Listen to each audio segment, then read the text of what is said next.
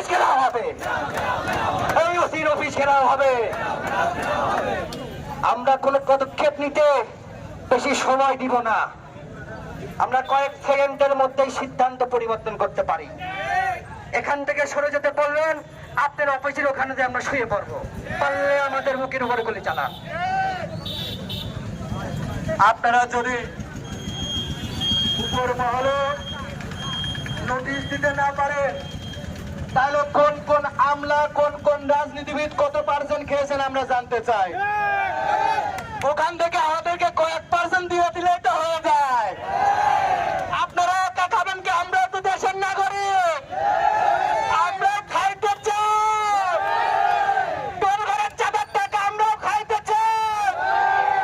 জনগণ কি পার্সেন্ট পায় না?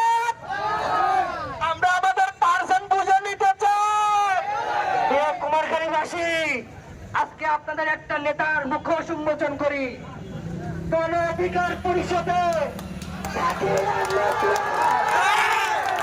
শাকিল আহমেদ পিয়াস আন্দোলনের পরে এই কুমারখালী এসে মাদক বিরোধী অভিযান করে।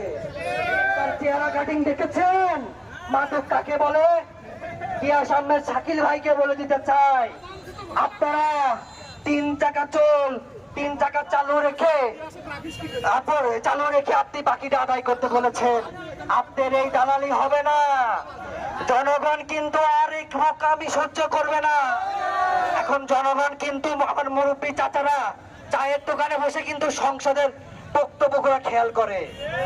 পিয়াস ভাই, আপনি যে দালালি কুমারখালীতে করেছেন, আপনার প্রতিহত কিন্তু হারে হারে করব। আপনি চাই পারেন নেতা হন। কত সময় দাঁড়ায় আছেন? আপনাদের কি সমস্যা হচ্ছে এখানে? কত সময় দাঁড়ায় আছেন? কোনো সমস্যা হচ্ছে কিনা যাত্রীদের? আপনারা কি চান? এই আন্দোলনটাকে আপনারা কিভাবে দেখছেন?